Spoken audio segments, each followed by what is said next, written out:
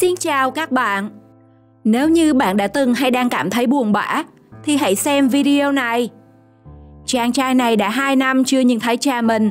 Hôm nay, cậu có trận đấu võ với các bạn. Người cha đã xuất hiện bất ngờ, cậu bé không hề hay biết. Khi thi đấu, cậu nghe được tiếng nói người cha, nhưng cậu vẫn không tin. Và khoảnh khắc cậu cởi bỏ khăn che mặt, cậu đã lao tới ôm cha và khóc. Ai cũng hiểu được, đó là những giọt nước mắt hạnh phúc nhất trên thế gian này.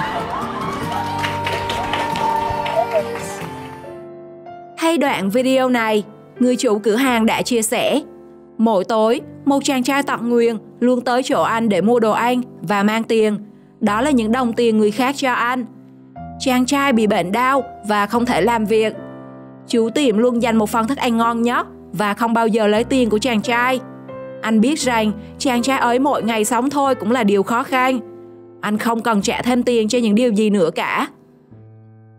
Đó là số ít trong vô số hành động khó tin được camera quay lại sẽ khiến bạn trân trọng cuộc sống hơn. Hãy cùng Thế giới hôm nay khám phá thêm 30 khoảnh khắc khó tin mà ai cũng nên xem một lần trong đời nhé.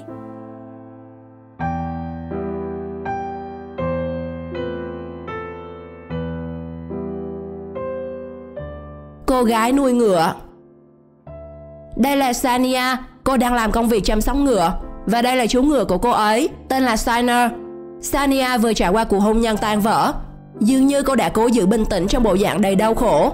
Thế nhưng cô đành bật khóc lớn khi người bạn Siner của mình cho một cái ôm không thể nào ấm áp hơn. Có thể thấy, dù cuộc sống có tồi tệ ra sao, thì những con vật bạn yêu quý sẽ luôn ở bên cạnh bạn.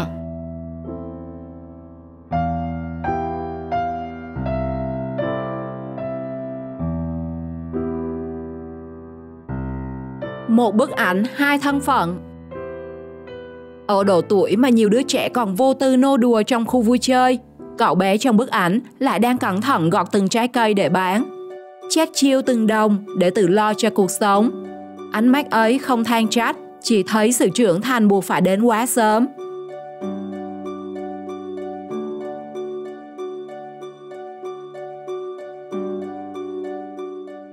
Diễn biến khác.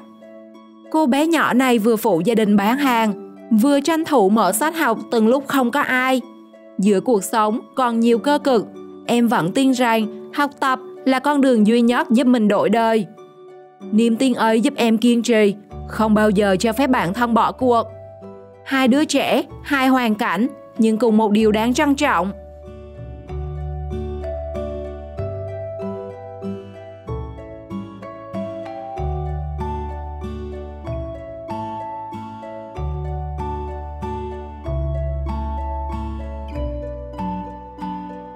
Mừng sinh nhật. Có lẽ lời yêu thương thật sự không hề dễ dàng để nói ra, nhất là khi mình đã trưởng thành. Cô gái quay video đã làm một điều có lẽ không phải ai cũng làm được. Đó là tổ chức sinh nhật cho cha của mình. Mặc dù chỉ là góc bánh nhỏ với một cây nến, nhưng lại khiến một người đàn ông đã qua gần một đời người lại òa khóc như một đứa trẻ. Vì thế cho nên, hãy ngay và luôn thể hiện tình yêu của mình đến với cha mẹ khi còn có thể bạn nhé.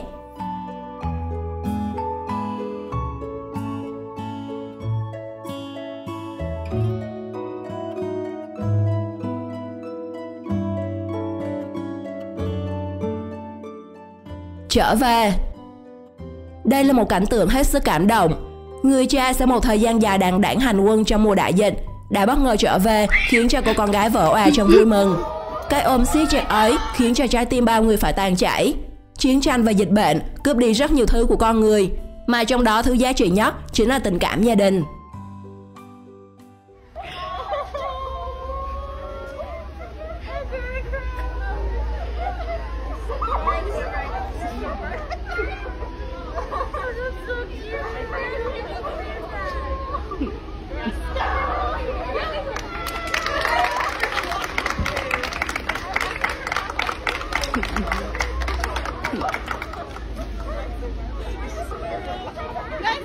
Cô gái trẻ. Giữa dòng xe tấp nập, cô gái trẻ ấy thấy người đàn ông gầy gò lầm lũi đẩy chiếc xe nặng trĩu. Cô lặng lẽ bước đến giúp đỡ, không một lời nói, không cần ai chứng kiến, chỉ đơn giản là một con người giúp một con người.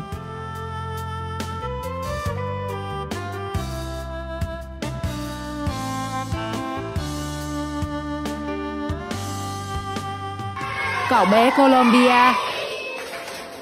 Hôm ấy, cậu bé đến lớp như mọi ngày, nhưng bất ngờ cả lớp cùng nhau hát chúc mừng sinh nhật em. Khoảnh khắc ấy khiến cậu bật khóc nức nở. Người ta cho biết cậu bé đã lớn lên trong một gia đình nghèo, được hỗ trợ để đi học miễn phí. Đây cũng là lần đầu tiên trong đời có người chúc mừng sinh nhật em. Một lời chúc nhỏ nhưng đủ làm trái tim một đứa trẻ ấm lên như chưa từng được ấm.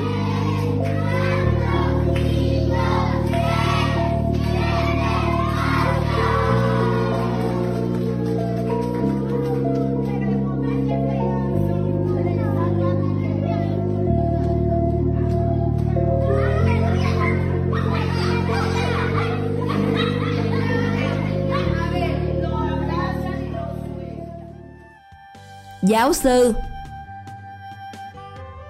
Hình ảnh giảng viên trong một lớp học, vừa một tay viết bảng, một tay bế em bé khiến nhiều người phải tò mò. Đứa bé được người giảng viên bế trên tay chính là con của một trong những sinh viên đang ngồi nghe giảng phía dưới. Vì muốn sinh viên của mình có thể toàn tâm theo dõi bài học, người giảng viên đã không ngần ngại mà giúp chăm trẻ ngay trên bục giảng. Đúng là con người vừa có tâm lại có tầm.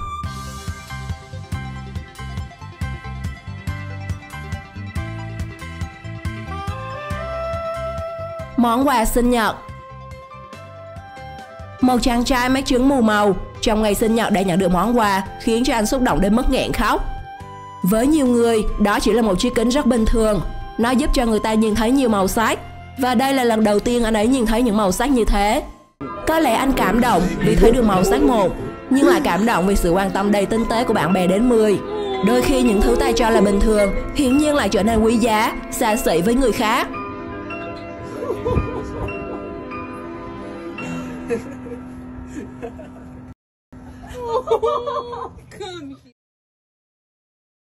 Người phụ nữ.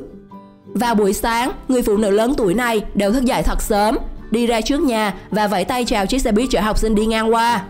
Những đứa trẻ trên chiếc xe lúc nào cũng phấn khích, vẫy tay chào lại khi nhìn thấy bà. Chúng ta đối xử với cuộc sống như thế nào thì chắc chắn sẽ nhận được những điều như thế ấy.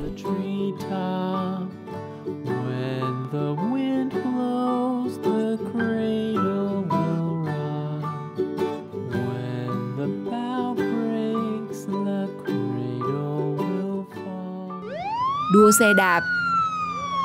Trong cuộc đua xe đạp diễn ra tại Việt Nam, tay đua Grisada, đội Thái Lan đã xảy ra sự cố và hỏng chiếc xe. Vì Grisada là niềm hy vọng lớn của Thái Lan để đua huy chương, nên đồng đội của anh đã hy sinh, nhường chiếc xe đạp lại để anh có thể về đích.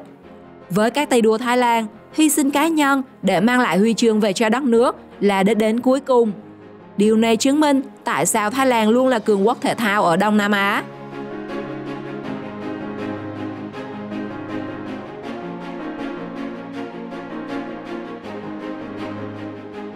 Chàng trai mua dâu. Một chàng trai đi xế hộp sang chảnh nhưng lại có một hành động cực đẹp khi giúp mua dâu. Anh chàng này đã không tiếc lời mà bày tỏ lòng tri ân, cũng như thái độ trân trọng đến người phụ nữ bán dâu lớn tuổi. Ánh mắt của người phụ nữ lộ rõ sự xúc động khi nghe rằng bản thân mình rất quan trọng và xinh đẹp.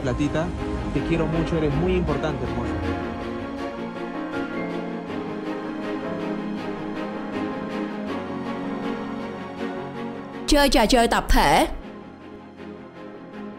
Một cậu bé chỉ tầm 10 tuổi đã bày tỏ một tấm lòng vô cùng cao đẹp khi tham gia hoạt động chạy đua trên lớp. Sau khi hoàn thành xong lượt chạy đầu tiên, cậu bé đã quay về nơi xuất phát để giúp cho người bạn ngồi trên xe lăn cùng tham gia chạy đua. Bỏ qua việc thắng thua, cậu bé đã khiến nhiều người trầm trồ bởi tấm lòng và hành động đầy chiến chắn của cậu. Và ai cũng phải chắc chắn rằng sau này lớn lên, cậu sẽ là một người đàn ông ấm áp và nhân hậu.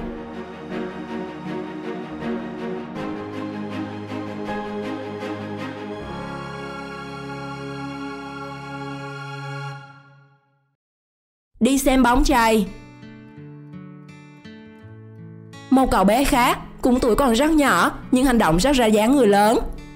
Không biết rằng cậu đến xem thi đấu bóng chày với ai, nhưng cậu bé đã lại tận nơi người nhặt được quả bóng chày, muốn ngỏ ý đổi 100 đô với quả bóng. Người đàn ông đã tặng cậu quả bóng trước sự đáng yêu này.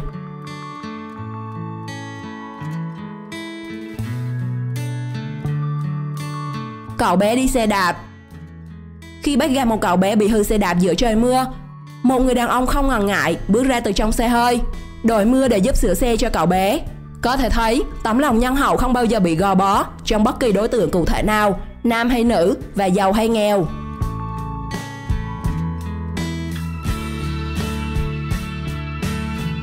Cảnh sát Mỹ.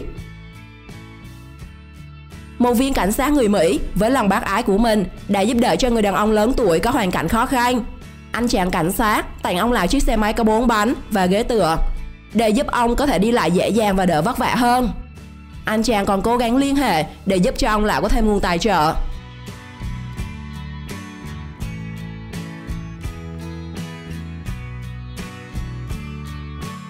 Ở một diễn biến khác, một cậu bé bị cách ly trong mùa dịch bệnh đã ngồi ở nhà rất buồn bã cho tới khi cảnh sát ập đến. Những chiếc xe hú còi chạy đến trước cửa nhà cậu, tưởng gì đáng sợ lắm, thì ra là đến chúc mừng sinh nhật cho cậu. Các chú cảnh sát ngồi trên xe hát vang bài Happy Birthday, khiến cậu bé vừa bất ngờ vừa khoái chí. Đúng là các chú cảnh sát vừa ngầu mà vừa tâm lý, thế thì ai làm lại các chú chứ?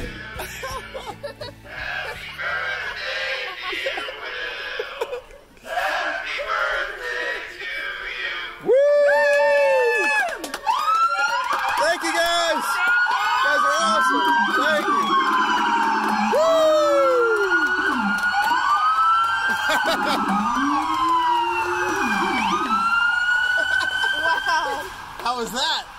Special. That was a parade. That was a parade. Cô gái sống ở một căn hộ tầng cao, thường xuyên bắt gặp người thợ sơn qua cửa kính nhà mình. Mỗi lần như thế, cô đều mang bánh và nước ra cho người thợ để giúp anh có thêm sức lực và tinh thần làm việc. Một hành động tốt, dù nhỏ vẫn mang ý nghĩa sâu sắc, phải không nào?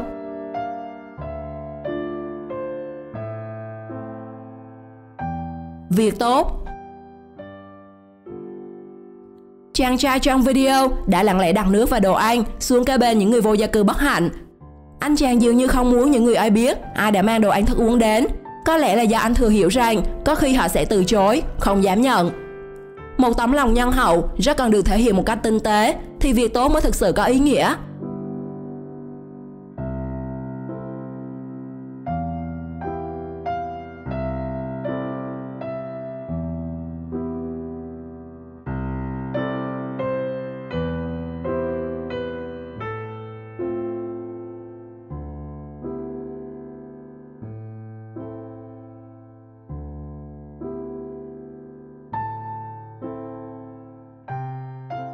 Chú chó. Một hôm nọ, người tài xế xe buýt dừng lại và cho chú chó bên đường một chiếc bánh. Và kể từ đó, chú chó cứ đứng ở đoạn đường đó, trông ngóng bóng dáng chiếc xe buýt đi ngang qua. Cứ mỗi khi chiếc xe và người tài xế đã cho bánh dừng lại, chú chó đều mừng rỡ, chạy lên xe chỉ để nhìn thấy người tài xế chú mang ơn.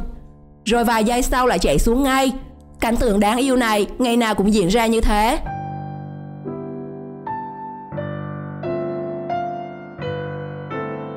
Cô bé đi ăn cùng cha. Cô bé đang ngồi ăn cùng cha thì trông thấy một bà lão tay chống gậy, cứ đứng bên ngoài tìm anh. Thế là cô bé không ngần ngại mà mang thức ăn và nước uống của mình đến mời bà lão, dìu bà từ từ ngồi vào bàn và ngồi xuống cùng bà. Người cha chắc hẳn cảm thấy ấm lòng vì con gái. Ông cũng mang thức ăn của mình đến bàn bà lão và rồi cả ba cùng dùng bữa chung. Hành động của cô bé không phải ai cũng làm được, nhất là ở độ tuổi còn non nớt như vậy.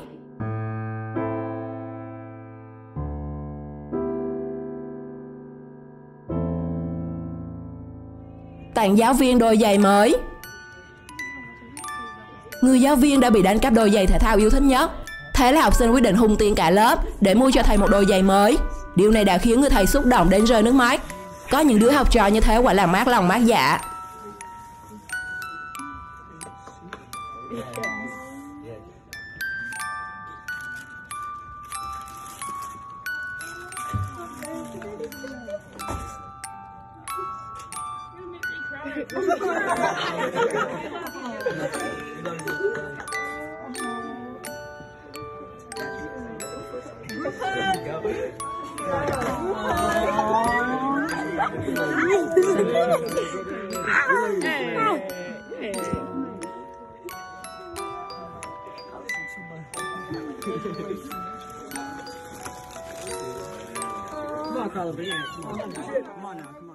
Anh mừng sinh nhật.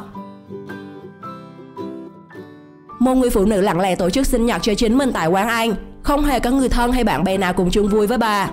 Nguyên nhân là do sau khi đợt dịch qua đi, bà chỉ còn lại một mình với sự mất mát. Thật may mắn vì nhân viên của quán và những người khách ở đó đã không ngần ngại lại gần và hát chúc mừng sinh nhật bà. Sau cùng là những cái ôm vỗ về vô cùng ấm áp.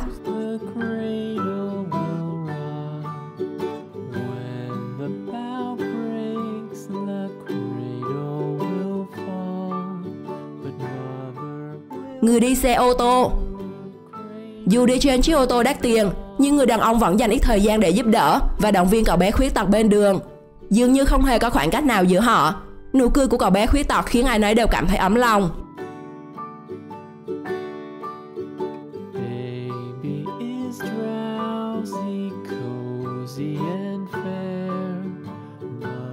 Người đàn ông vô gia cư. Người đàn ông vô gia cư này không muốn chỉ ngồi một chỗ để nhận bố thí. Thay vào đó, ông thường tình nguyện đứng trước cửa hàng và giữ cửa mỗi khi khách đi ra hoặc đi vào để họ di chuyển được thuận tiện. Và rồi những người tử tế đã giúp đỡ ông rất nhiều. Những điều cho đi từ tấm lòng thì sẽ nhận lại được nhiều hơn thế.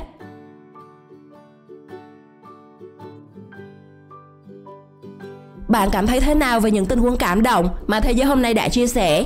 Hãy để lại ý kiến của mình xuống phần bình luận bên dưới. Thế Giới Hôm Nay xin chào tạm biệt và hẹn gặp lại!